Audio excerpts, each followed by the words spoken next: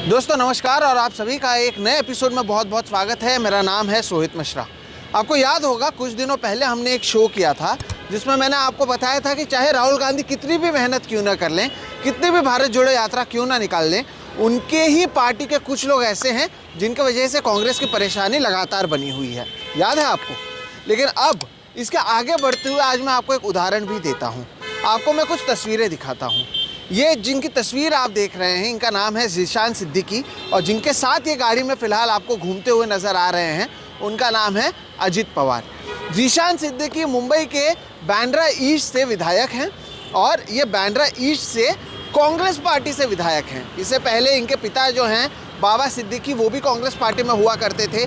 ज़ीशान तो फ़िलहाल कांग्रेस पार्टी में हैं, लेकिन ये जो गाड़ी में अजित पवार के साथ घूम रहे हैं वो इसलिए घूम रहे हैं क्योंकि अजित पवार की ओर से जो लाडली बहना योजना लाया जा रहा है, ठीक उसी तरह से जिस तरह से इस योजना को मध्य प्रदेश में लाया जा रहा है, उसके प्रचार के लिए यहाँ पर ज़ीशान सिद्दीकी सड़क पर उतरे हुए हैं। सोचिए, विधायक तो ये हैं कांग्रेस पार्टी से, लेकिन प्रचार कर रहे हैं अजित पवार के ओर से लाए गए स्कीम सा, यानी जो सत्ताधारी पक्ष में है उनके पार्टी के स्कीम का।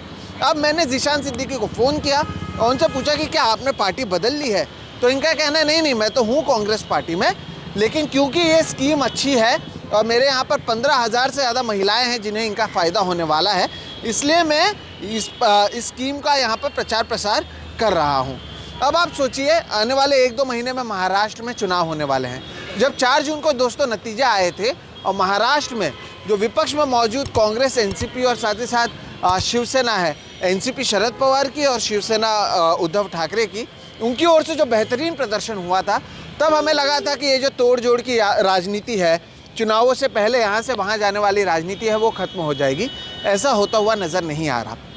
जैसा कि मैंने कहा, ज़ीशान सिद्दीकी अब भी कांग्रेस पार्टी से विधायक हैं और कांग्रेस पार्टी ने उनकी ओर से ऊपर कोई अब तक कार्रवाई की है और ना ही ज़ीशान सिद्दीकी ने पार्टी से इस्तीफ़ा दिया है। ये क्यों, ये भी मैं आपको बताऊंगा। पहले आपको मैं और कुछ उदाहरण दे देता हूं। दरअसल इसी साल फरवरी महीने में ज़ीशान सिद्दीकी के जो पिता हैं बाबा सिद्दीकी, बहुत समय तक ये भी कांग्रेस में थे, उन्होंने पार्टी को इस्तीफ़ा दे दिया, पार्टी से इस्तीफ़ा दे दिया और वो सबसे पहले चले गए और अजित पवार के एनसीपी में वो शामिल हो गए, उसका हिस्सा बन गए। उसके बाद और उससे पहले भी ज़ीशान सिद्दीकी और कांग्रेस पार्टी के बीच सब कुछ अच्छा नहीं चल रहा था। एक समय था जब ज़ीशान सिद्दीकी यूथ कांग्रेस में एक बहुत बड़ा नाम थे, यूथ कांग्रेस के अध्यक्ष थे अगर मुंबई की बात करें तो, लेकिन अचानक से क्योंकि उनके पिताजी ने पार्टी छोड़ दिया था, ज़ीशान सिद्दीकी को भी यूथ कांग्रेस से हटा दिया गया, हालांकि वो विधायक बने रहे। उसके बाद ज़ीशान सिद्दीकी ने प्रेस कॉन्फ्रेंस कर एक बार तमाम आरोप लगाए।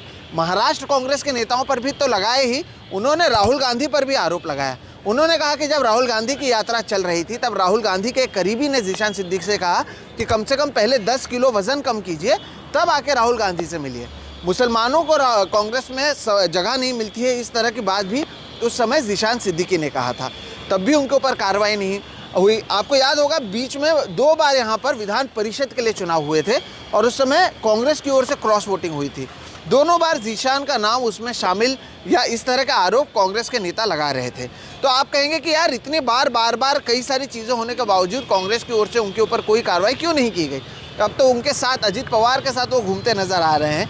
दरअसल दोस्तों, ज़ीशान सिद्दीकी भी चाहते हैं कि कांग्रेस के नेता उन्हें पार्टी से निकालें। इससे होगा 2 चीज़, कि उन्हें मिलेगी सिंपैथी और वो तो कहेंगे देखिए मैं तो यहाँ पर आया था क्योंकि महिलाओं के लिए एक अच्छी स्कीम है और अगर अच्छी स्कीम है तो उसका प्रचार प्रसार क्यों नहीं किया जाए, तो वो किया जाना चाहिए।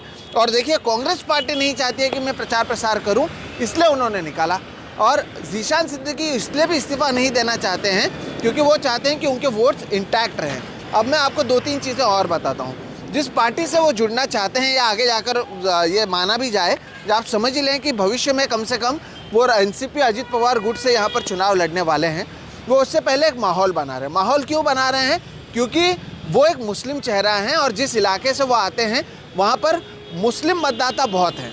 ऐसे में वो डायरेक्टली बीजेपी और एक ही साथ एकनाथ शिंदे की शिवसेना से जुड़ नहीं सकते हैं, जो अपने आप को एक तरीके से राइट विंग पॉलिटिक्स करते हुए हिंदुओं की पार्टी मानते हैं। इसलिए वो अजित पवार के साथ हैं और डायरेक्टली अगर वो जाएंगे तब भी परेशानी होगी। इसलिए उनकी ओर से भी कोशिश है कि माहौल बनाया जाए और कांग्रेस पर दबाव बनाया जाए कि कांग्रेस पार्टी उन्हें पार्टी से निकाल दे या उन्हें टिकट ना दे। और उन्होंने तो मुझे आज ये भी कहा कि सोहित जी मैंने अपने एक रिप्रेजेंटेटिव को कुछ दिन पहले भेजा था क्योंकि चुनाव आ रहे हैं तो आप टिकट के लिए फॉर्म दीजिए, लेकिन मुझे फॉर्म नहीं दिया गया। दूसरी ओर कांग्रेस पार्टी अगर उन्हें निकालती है तो कांग्रेस पार्टी को यह समझाना होगा कि भाई अगर वो लाडली बहन योजना का समर्थन कर रहे हैं तो उसमें गलत क्या है, इसका प्रभाव उनके मुस्लिम मतदाताओं पर कम से कम उस इलाके में पड़ सकता है। ऐसे में ना कांग्रेस पार्टी अब तक कोई कदम उठा रही है जीशान सिद्दीकी पर, ना जीशान सिद्दीकी कुछ कर रहे हैं कांग्रेस पार्टी को लेकर। इसलिए ये जो पूरा दाव पेच है वो इसी तरह से लगभग चुनाव खत्म होने तक बना रहेगा। लेकिन इस सबके बीच आज जब जीशान सिद्दीकी वहाँ पर पहुँचे, वो ना केवल गाड़ी में अजीत पवार के साथ उन्होंने वो एक तरीके से यात्रा की, बल्कि उसके अलावा भी वो वहाँ पर अजीत पवार के साथ मंच साझा की। वहाँ से भी कांग्रेस पार्टी को लेकर, साथ ही साथ वहाँ पर जो उद्धव ठाकरे के, क्योंकि वो क्षेत्र से आते हैं बांद्रा वेस्ट जहाँ पर मैं कह रहा हूँ, वहीं पर मातोश्री है, तो उन पर भी एक तरीके से निशाना साधा और कहा कि उन्हें काम करने नहीं दिया। हमें सिर झुकाकर काम करना है, मगर हमें कोई काम करने से रोके सो हम सिर उठा के जवाब देना भी जानते हैं। तो जब मुझे काम हो और मैं नेतागण के पास जो जाऊं और मुझे कहा जाए कि नहीं ये मुख्यमंत्री जी की सीट है, हम कुछ नहीं कर सकते, तो कहीं ना कहीं बदलाव की जरूरत है। और वो बदलाव आज से शुरू होगा और आप सबके बीच से शुरू होगा। सिर्फ मोहब्बत की दुकान खोलने से कुछ नहीं होता, हमारे दिलों में भी मोहब्बत की बहुत जरूरत है। सोचिए, हैं विधायक कांग्रेस से, लेकिन यहाँ पर जो विपक्ष की पार्टी है या विरोधी पक्षों की पार्टी है उनके साथ मंच साझा कर रहे हैं, तो ये समझा जाए कि आने वाले दिनों में ज़रूर जीशान सिद्दीकी वहाँ पर जाएंगे। लेकिन उससे पहले ही कि ये दावपेच शुरू हो चुकी है। अजीत पवार के साथ वो गाड़ियों में नज़र आते हैं, रैली करते हुए नज़र आते हैं, लेकिन ना ही उन्होंने कांग्रेस पार्टी से इस्तीफा दिया है और ना ही कांग्रेस पार्टी ने अब तक उनके ऊपर से कोई कार्रवाई की है। आपको याद होगा कुछ दिन पहले हमने कहा भी था कि हमने कांग्रेस के नेताओं से पूछा था यहाँ पर जब वो मुंबई में आए थे कि आप क्या कार्रवाई कर रहे हैं, 6-7 लोगों ने आपके यहाँ से क्रॉस वोटिंग की है, तो उन्होंने कहा हमने कार्रवाई कर ली है, आपको समय आते पता चल पाएगा।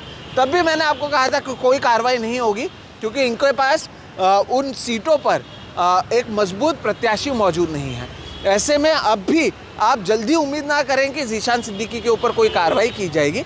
देखिए, राजनीति का फ़ायदा किसे होगा ये तो समय ही बताएगा। क्या मुस्लिम वोट्स में या मुस्लिम मतदाताओं में जीशान के ज़रिए अजीत पवार और उनके जो ग्रुप के लोग हैं, क्या वो एक जगह बना पाएंगे? क्योंकि देखिए, लोकसभा की अगर बात करें तो जो मुस्लिम मतदाता हैं वो पूरी तरीके से कांग्रेस, शरद पवार की एनसीपी और उद्धव ठाकरे की शिवसेना के साथ नजर आई है। ऐसे में अजीत पवार की एनसीपी की ये कोशिश है कि जो मुस्लिम वोट्स हैं उसे तोड़ा जाए, जिससे उन्हें फ़ायदा हो और महाविकास आघाड़ी जो विपक्ष में है उसे नुकसान हो। इसलिए आप देखेंगे नवाब मलिक से लेकर जीशान सिद्दीकी तक ये दो ऐसे मुस्लिम नेता हैं मुंबई के जिनके साथ अजीत पवार ने आज के दिन मंच साझा किया है। लेकिन क्या इसका वाकई फ़ायदा होगा? और विधानसभा चुनाव में, जो लोकसभा चुनाव में इन्हें नुकसान हुआ था बीजेपी, अजीत पवार की एनसीपी और एकनाथ शिंदे की शिवसेना को, क्या विधानसभा आते आते उन्हें इससे फ़ायदा हो पाएगा? और लाडली बहना स्कीम का कितना फ़ायदा होगा ये तो समय ही बताएगा।